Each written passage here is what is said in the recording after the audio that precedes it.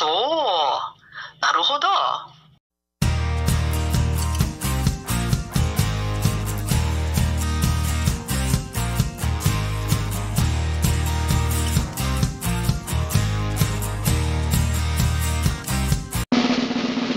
Konnichiwa. Konnichiwa.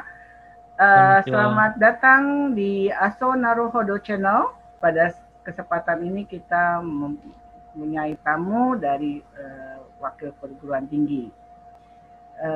Semoga yang kita hadirkan bermanfaat untuk teman-teman semua yang ada di luar sana. Dan untuk tidak berlama-lama lagi, kita akan perkenalkan tamu kita kali ini. 2 orang tamu dengan 1 orang narasumbernya. Baik, terima kasih Bu Apin. Nama saya Renaria. Saya sehari-hari mengajar di Universitas Pendidikan Indonesia ya di Bandung yang dikenal dengan UPI. Dozo yoroshiku onegai shimasu.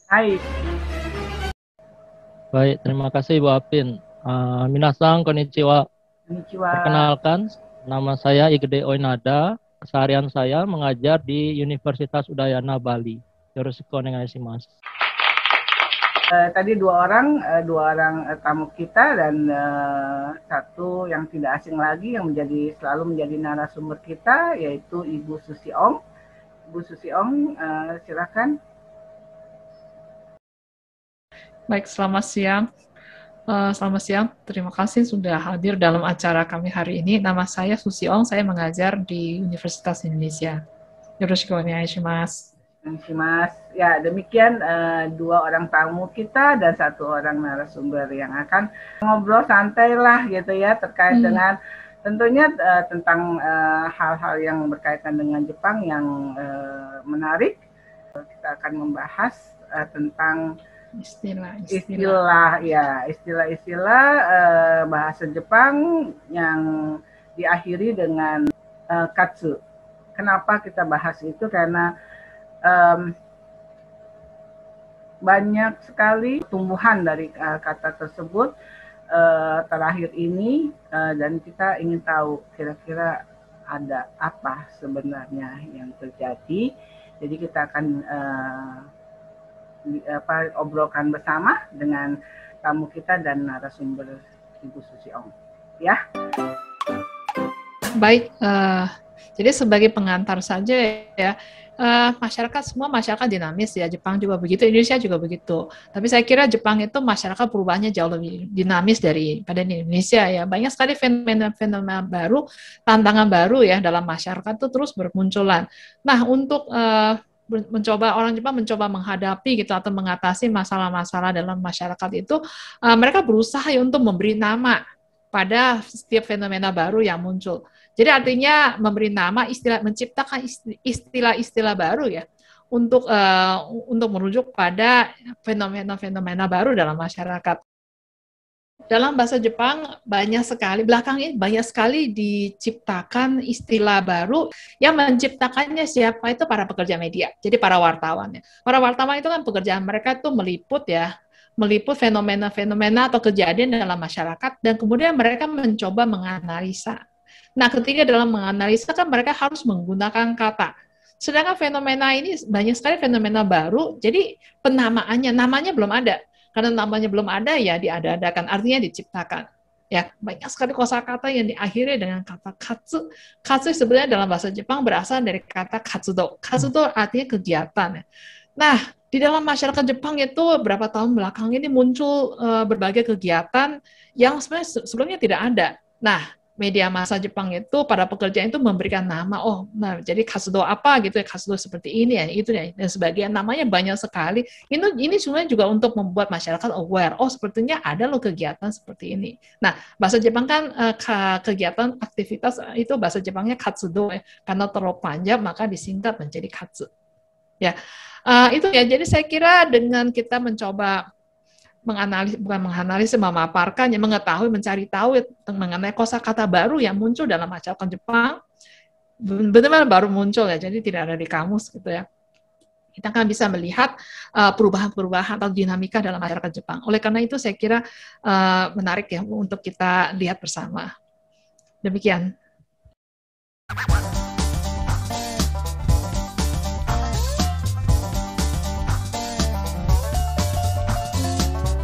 kan sebetulnya shukatsu ya, shushoku katsudo. Karena semua orang kan anak muda harus cari kerja kan. Jadi menjelang lulus mereka keluyuran gitu lah cari kerja ya. Nah dari situ pertama-tama sebenarnya berkembang itu konkatsu ya. Konkatsu kekkon katsudo. Jadi ya maksudnya orang-orang yang muda gitu umur 20-an gitu, 30-an juga ada ya. Mereka berusaha cari pasangan gitu ya. Ini sebetulnya ada latar belakangnya juga ya. Kenapa? Karena kalau sebelumnya ya sampai dengan tahun 80-an tuh orang Jepang bukan sebagian besar sih ya. Cukup banyak itu mereka tuh mendapat pasangannya tuh di perusahaan. Jadi perusahaan itu bertindak sebagai biro jodoh gitu ya. Tetapi setelah tahun 80-90-an ke sini itu kan sebenarnya Jepang tuh udah mulai resesi ya. Karena mulai resesi banyak perusahaan itu mempekerjakan karyawan kontrak, menambah gitu karyawan kontrak ya. Kalau karyawan kontrak kan kalau kontrak habis selesai ya. Jadi akhirnya perusahaan, ibaratnya perusahaan itu sudah menghentikan perannya ya, tidak lagi memainkan perannya sebagai biro jodoh. Jadi akhirnya anak-anak muda itu jadi terpaksa mencari usaha sendiri gitu, istilahnya gitu ya, di luar. Ya kalau sebelumnya tuh nggak perlu ya kayak konkatsu gitu ya. Ada statistik itu ya perubahan. Jadi orang Jepang itu menikah gitu dari tahun 50-an, 60-an, 70-an, 80-an, 90-an itu ya. Menikahnya itu karena dikenalin oleh tetangga, oleh teman-teman, otomodachi gitu atau keluarga atau di perusahaan. Omiyai ya. Kemudian omiyai. Tapi yang menikah kan dengan sesama teman kantor gitu ya, itu memang persentase menurun terus. Jadi artinya benar perusahaan itu berhenti memainkan peran sebagai tempat orang cari jodoh ya, sehingga orang harus mencari jodohnya itu ya katsudonnya di luar. Ya. Kemudian kan orang urbanisasi kan dari desa kampung gitu pindah ke kota. Ikatan kekeluargaannya jadi renggang gitu. Jadi nuclear family kan dengan saudara sepupu udah nggak akrab, apalagi keluarga yang lebih besar kan. Jadi akhirnya ya masing-masing tiap individu tuh harus usaha sendiri. Jadi dari situ namanya kekkon katsudo itu latar belakang apa ya sejarahnya gitu ya. Seperti itu ya munculnya ya. Kalau konkatsu sendiri itu ada organisasi yang menyelenggarakan? Banyak sekali. Biro jodoh di Jepang banyak sekali ya. Dan ini juga nggak adil ya. Perempuan gratis, laki-laki bayar. Ya. Perempuan, jadi kalau nggak salah tuh bayarnya ya kalau saya lihat itu 300.000 yen gitu ya. Itu kalau itu buat masuk aja ya. Kalau dapat jodoh gitu bayar lagi. Jadi udah deal gitu istilahnya ya. Bayar lagi. Konkatsu itu yang perusahaannya tuh mau karun tuh. Kaya banget. Ada juga konkatsu yang naik kereta dari mana ke mana gitu ya. Itu jadi konkatsu itu ya. Jadi gini, kalau ini yang pengen nikah nih katanya ya, laki-laki dan perempuan masukkan biodata. Jadi usia, terus latar belakang pendidikan. Ini jadi semacam diferensiasi gitu ya, bisa jadi alat untuk diskriminasi gitu ya. Kemudian lulusan universitas mana, itu brand ya, lulusan mana, terus kerja di mana, gajinya berapa gitu, terus mengharapkan gitu ya, ingin dapat pasangan seperti apa, itu datanya masuk ya, terus nanti itu diolah oleh komputer, seperti kata Bu Rina Rian tadi itu ya, datanya olah oleh perusahaan, oleh komputer, nanti komputer yang melakukan matching, kalau ini sama ini kayaknya match gitu ya. Nah, terus untuk orang-orang yang kira-kira matching gitu ya, itu dibikin acara. Karena kalau cuma online aja kan ketemu kan. Dibikin acara. Jadi misalnya naik kereta gitu ya kemana, atau party gitulah, pesta, standing party gitu. Jadi biar kayak bikin acara gitu supaya punya kesempatan ngobrol gitu ya.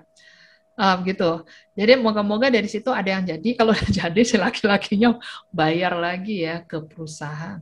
Bisnisnya luar biasa ya. Karena memang di zaman pramodern kan ada profesi yang namanya mak comblang gitu, di mana-mana ada ya. Dan mereka kan sebenarnya terima fee kan, terima komisi gitu ya. Nah sekarang di zaman modern kan orang menganggap itu udah ketinggalan zaman ya. Tapi sebetulnya kebutuhannya tetap ada. Nah sekarang itu yang diambil alih gitu oleh perusahaan ya. Perusahaan biro jodoh di Jepang ya. Dulu waktu di Jepang tuh tahun 90-an tuh kalau naik kereta tuh ya, kan berdiri dekat pintu tuh, iklannya banyak sekali ya. Banyak sekali, terus catchphrase-nya luar biasa. Jadi katanya usia nikah ya, kan bahasa Jepangnya kekkon tekireki ya, jadi usia yang layak, cocok gitu untuk nikah.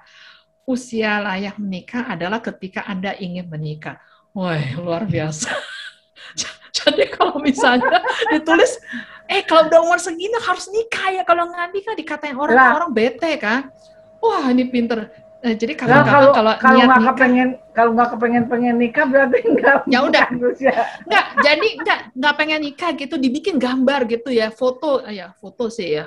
Orang tuh agak-agak syawase gitu, bahagia banget kalau udah punya pasangan. Dibikin gitu, jadi biar orang yang lihat yang single gitu ngeliat ngiler gitu ya. Namanya juga orang bisnis, orang Jepang bisnisnya jago. Itu tahun 90-an ya tadi Bu Susi. Tahun 90-an. Sekarang mungkin lebih parah lah, lebih dahsyat jor-joran lagi ya. Lebih jor-joran lagi. Sekarang tuh lewat online, internet. Sekarang apa-apa kan online kan. Kan di sini saya kira juga ada tuh orang dapat jodohnya dari online. Jadi chatting gitu online, habis itu udah cocok terus ketemu. Ya ada juga yang umakuiku gitu ya. Benar-benar orangnya baik. Tapi yang nggak benar kan juga ada kan. Jadi akhirnya apakah penipuan atau apa kemudian pisah ya. Iya. Ya, gitu. Kalau ketemu yang penipuan kan ngeri ya dalam kehidupan ya. Wah, ketemu ini orang. Makanya kalau orang nggak kenal ya, orang zaman dulu kan ini dikenalin, kalau jodoh tuh dikenalin misalnya tetangga, misalnya saudara gitu ya. Atau kalau di Kaisha ya, di perusahaan misalnya udah kerja sekian tahun kan kira-kira bosnya tahu lah nih orangnya kayak apa gitu ya. Itu kan dikenal. Tapi kalau online itu sebetulnya serem ya. Iya. Ya. Kalau kita kan dikenalkan Omi Ai gitu ya, Omi Ai sama tetangga, sama saudara atau apa, kan kita udah tahu antara keluarga ini dengan keluarga kita kan, kira-kira karakter dia nggak gitu-gitu amat atau gimana kan udah. Jadi sekalipun nggak gagal pun misalnya, ada jaminannya, kok kenalin kayak gini kan kali ini. Iya betul, dianya malu gitu yang memperkenalkan. Kosong kan ini kan, ngeri dah. Iya.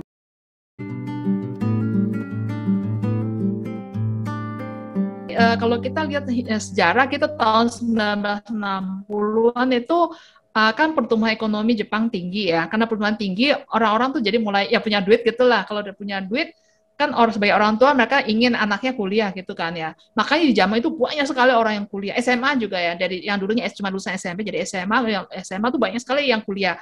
Nah setelah itu kan berarti orang mikir dong, habis itu mau ngapain? Harus cari nafkah gitu kan, cari makan gitu kan. Berbarenglah mereka cari kerja. Jadi artinya dalam masyarakat ada orang dalam jumlah sangat besar itu melakukan kerjaan yang sama ya, kegiatan yang sama, yaitu mencari pekerjaan. Jadi katsudo-nya kegiatan, aktivitasnya sama, itu shushoku katsudo. Shushoku itu artinya mencari kerja kan ya. Karena ada fenomena sosial seperti itu, kalau 1-2 orang nggak akan diangkat lah. Ini fenomenanya lumayan luas gitu ya, banyak orang seperti itu. Maka dibuatlah istilah shushoku katsudo, disingkat shukatsu. Ya. Terus jadi artinya dalam masyarakat tuh ada orang dalam jumlah yang besar ya, banyak orang itu melakukan kegiatan yang sama. Ini kan fenomena sosial. Ya. Jadi pertama-tama yang muncul adalah orang-orang itu mencari kerja gitu dalam jumlah yang besar ya di waktu yang bersamaan. Kan kalau misalnya kuliah itu berarti tahun keempat kan. Tahun keempat semua mahasiswa yang tahun keempat itu semuanya serentak cari kerja. Ya. Terus itu kan jadi kalau cari kerja di Jepang tuh harus pakai jas yang warnanya abu gelap gitu kan. Maka itu jadi bisnis kong iro gitu ya. Makanya itu jadi perusahaan yang jualan jas itu mereka membidik nih dari tahun bulan berapa sampai bulan berapa nih pembelinya banyak. Wah, itu gencar itu promosi ya. Perempuan juga gitu ya. Kan pakai suit gitu kan, blazer gitu kan. Tas shushoku kabang ya. Kan nggak boleh bawa ransel kan kalau pergi cari kerja gitu, kelamar kerja gitu kan ya. Itu kemudian jadi semacam benar-benar fenomena sosial gitu. Jas yang warna kong itu sama serentak semua. Jadi kalau dilihat misalnya di depan stasiun dilihat dari atas itu kayak serdadu gitu ya. Saya ingat ya waktu saya kuliah di Jepang gitu ya, kan ada mata kuliah bahasa Inggris kalau nggak salah itu satu kelas bareng sama mahasiswa dari prodi lain, angkatan yang lain. Saya bingung kok ada cowok gitu, laki-laki pakai jas, pakai dasi rapi kayak orang kantoran tapi datang kuliah gitu. Saya bingung. Belakang saya tanya, oh ya dia habis shushoku katsudo. Jadi shushoku katsudo kan nggak seharian kan. Jadi kalau dia udah selesai gitu ya dia datang ke kampus. Jadi pakai bajunya masih tetap seragam gitu untuk shushoku katsudo. Di Jepang itu ya sekarang tahun ketiga kuliah cuma sampai tahun kedua. Tahun ketiga aja udah mulai keluyuran. Itu sebetulnya cari kerja. Sebetulnya sangat bermasalah ya. Karena namanya kuliah kan sebetulnya membekali diri kan dengan pengetahuan dan sebagainya untuk nanti bisa bekerja dengan baik kan. Lah itu kuliah 4 tahun kok cuma bersihnya cuma 2 tahun. 2 tahun lagi tuh keluyuran cari kerja karena sekarang orang tuh galau ya. Orang tuh takut, kalau nanti saya udah lulus kuliah, kalau saya nganggur ya, bahasa Jepang kan roni nggak istilahnya. Kalau saya nganggur itu pokoknya jelek banget, ada reputasinya jelek banget. Itu orang itu luntang-lantung gitu ya. Kalau lulus SMA nggak diterima di universitas nggak apa-apa, masuk aja Yobiko gitu ya. Jadi ketika nulis CV itu masih bisa diisi gitu, tahun berapa sampai tahun berapa saya ngapain gitu ya.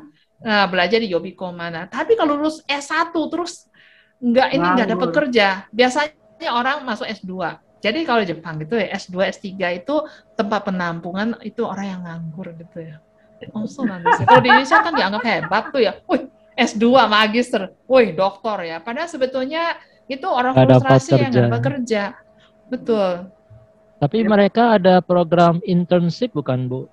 Enggak, mungkin sekarang ada ya. Tapi perusahaan Jepang biasanya tuh mereka kalau merekrut itu ya, merekrut kalau zaman dulu ya, zaman maksudnya ketika belum resesi gitu ya, mereka merekrut jadi dites dulu ya, nggak bisa apa-apa nggak apa-apa ya. Setelah direkrut ya, diterima kerja sebagai karyawan tetap, tahun pertama itu nggak kerja, tahun pertama itu belajar, kenshu, terima gaji full. Anak muda sekarang tuh job hoppingnya tuh gila-gilaan, jadi makinnya gayanya gaya Amerika ya sekarang. Iya. Dan sekarang juga jenjang apa namanya, kalau zaman dulu itu kan jenjang jabatan itu kan berdasarkan lamanya dia bekerja. Ya lamanya, iya. Iya, nah sekarang Nenko Joretsu kan ya, berapa lama dia bekerja. Iya, kalau sekarang enggak, jadi kadang-kadang orang muda itu membawahi orang tua yang udah punya pengalaman kerja yang tinggi, betul. Tapi dia di bawah orang muda yang baru masuk. Betul. Gitu. Jadi yang namanya budaya Amerika Jepang banget. Nih ya, materi tentang budaya Jepang yang kita dapat waktu kita kuliah dulu Bapak itu udah nggak berlaku sama sekali. Udah berubah banget ya. Berubah banget. Iya. Orang Jepang juga manusia. Jadi kalau berubah ya itu lumrah. Kita nggak bisa dong maksa orang Jepang tuh dari zaman dahulu kala sampai sekarang tuh selama-lamanya nggak boleh berubah. Ya, itu yang saya kira sering kalinya ini banyak pengajar budaya Jepang tuh terkecoh gitu ya. Mereka menganggap mewajibkan Jepang ini budaya Jepang dari zaman dahulu kala sampai sekarang harus begini. Orang Jepang yang hidup zaman sekarang umur 60 sama umur 20 budayanya harus sama. Mana mungkin? Iya ya, dilema juga loh untuk pengajar ya, sementara. Makanya mereka harus mengupdate. Iya, tapi gini kadang-kadang juga kan tuntutan dari universitas gitu kan, bahwa misalnya ngajar tuh berdasarkan buku. Iya itu bukunya, kan? iya. Bukunya nggak ada yang kayak gitu. Padahal dia tahu itu berubah, tapi nggak ada buku yang menyampaikan bahwa itu berubah. Makanya mesti bikin sendiri. Iya, akhirnya cerita yang zaman baheula aja gitu. Sekarang bagaimana terjadi nggak diceritain. Gitu. Kadang-kadang ya ceritanya yang ada di buku seperti itu. Gitu. Itu yang agak memang. Berhubung buku itu ditulis oleh seorang profesor doktor ya, maka dianggap itu masih masih relevan gitu ya. Masalah juga ya sebetulnya ya. Saran saya ke pengajar-pengajar itu semua harus ikut seminarnya Bu Susi Ong biar update informasi. Saya kalau ikut memang selalu dapat informasi baru, jadi yang selama ini kita ketahui ternyata di belakang itu sudah berubah atau ada perimbangan informasi sebenarnya. Jadi bukan hanya yang bagus-bagus saja, ternyata yang kurang bagus juga ada. Jadi perimbangan informasi ya. Intinya kita harus selalu mengupdate ya. Terus nggak boleh terbelenggu terpana gitu ya. Terkagum-kagum dengan namanya gelar akademik ya. Jadi misalnya profesor doktor, kalau yang ngomong profesor doktor maka pasti benar ya. Yang keliru juga banyak. Kalau mereka nggak mengupdate. Fenomena sosial itu kan selalu ada gitu, maksudnya masyarakat itu kan selalu berubah dinamis, soalnya kan masyarakat yang maju adalah masyarakat yang dinamis gitu. Jadi, dan kalau Jepang itu tekanannya tuh berat ya, mereka kalau nggak berubah nggak survive. Kalau Indonesia kan nggak berubah masih survive ya. Jadi misalnya kayak di katsu gitu, saya juga baru tahu ada namanya yoru katsu ya. Yoru kan malam ya, malam ngapain? Ternyata ikut seminar. Ada istilah skill up ya, itu dulu waktu saya di kuliah di Jepang saya belum pernah dengar. Sekarang tuh jadi salah satu kata kunci skill up gitu ya. Jadi bahwa kita tuh meskipun kita udah kerja gitu, kita harus selalu berusaha untuk skill up. Kalau nggak akan ketinggalan. Jadi malam setelah pulang kerja itu dipakai itu waktunya buat ikut seminar, buat ikut pelatihan, ikut kursus gitu ya. Ya, di Jepang tuh ada lagi yang nggak ada hubungan dengan hari ini, itu istilah Shakaijin Daigakuseng itu ya. Jadi universitas terutama S2 ya, itu mengincar Shakaijin. Karena Shakaijin, jadi orang yang udah bekerja itu mereka merasakan sekarang kemajuannya pesat sekali ya. Pengetahuan yang saya miliki itu udah nggak memadai. Jadi kalau saya mau keep up gitu ya, mau tetap survive, saya harus belajar. Nah, itu mereka yang diincar oleh program yang namanya Pasca Sarjana. Ya kalau di Indonesia kan saya kira enggak ya, orang tuh pikir kalau udah lulus kuliah, udah kerja, udah enak gitu ya. Selama nggak berbuat melakukan kesalahan nggak akan dipecat gitu kan.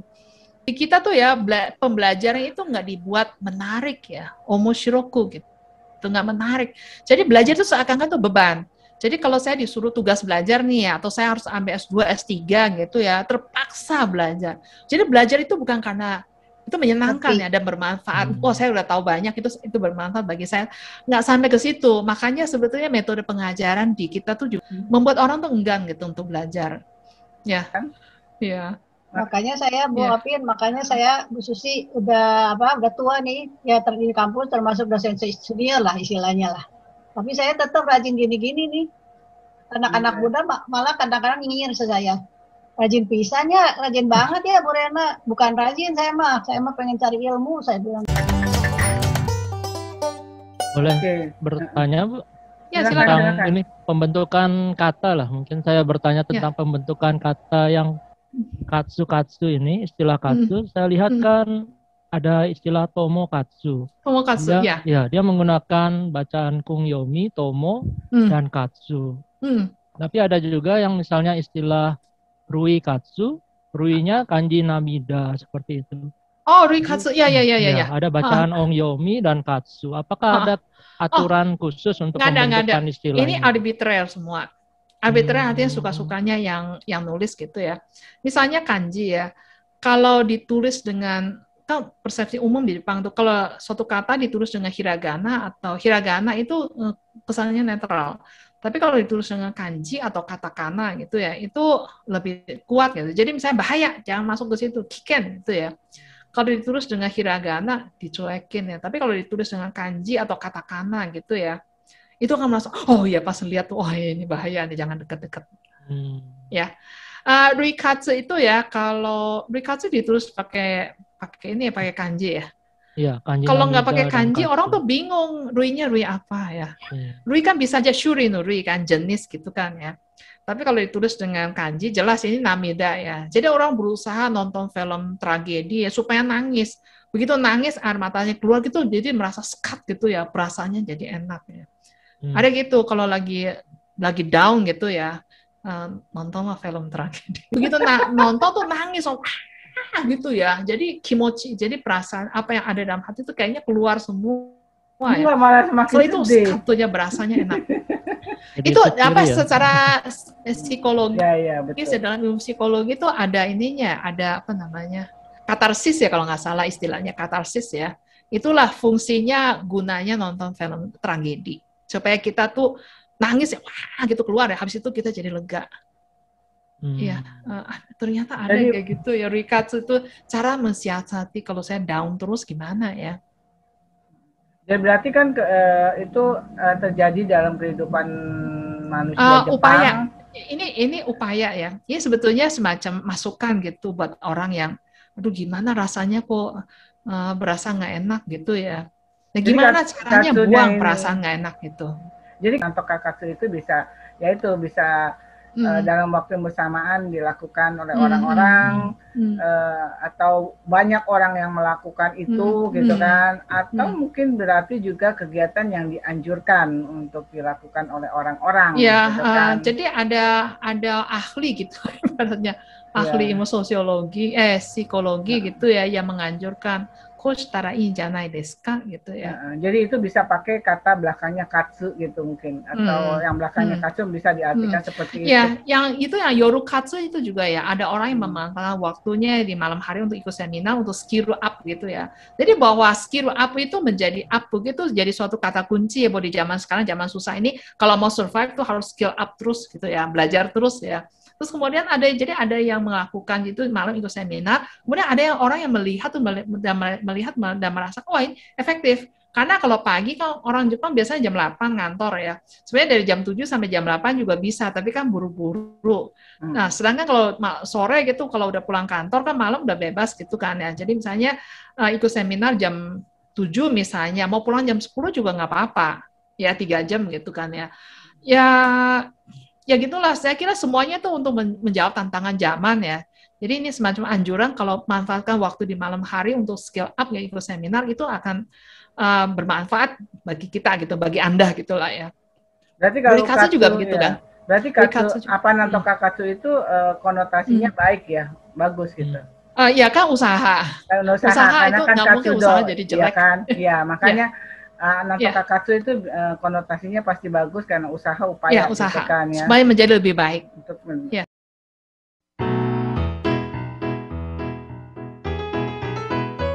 Kalau menurut saya itu pembelajaran yang berharga, Bu. Jadi kita bisa mengikuti perkembangan Jepang baru, Bu, ya. Karena sejarah yang tadi Bu Susi bilang, kalau dengan teori lama kita nggak tahu nih sebenarnya jitsunya bagaimana, genjutsunya gimana kan. Kalau dengan seperti diskusi ini menambah wawasan ya. Jadi kita belajar banyak kondisi aktualnya seperti apa gitu ya, Bu ya.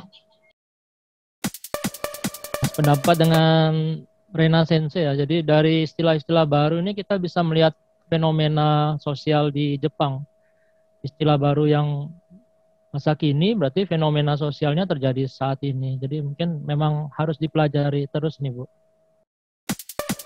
Iya, oke. Kira-kira mungkin dari Ibu Susi kesimpulan dari penjelasan hari ini terkait dengan katsu dan hara itu gimana?